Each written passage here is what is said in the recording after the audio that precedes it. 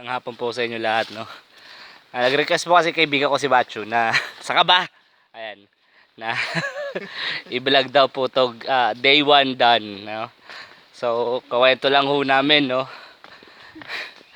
Hindi ho sumayad yung pa ako dun sa may falls kasi 20 feet po siya. So,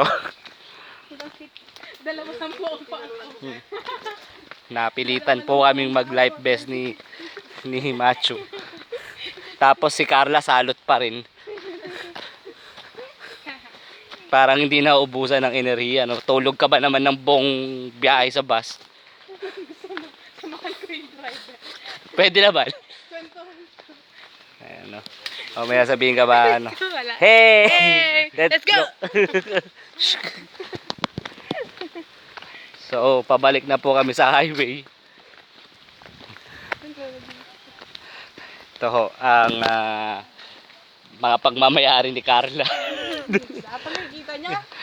Hindi kaya yan. Pagmamayari ng gobyerno yan. Kita niya yan.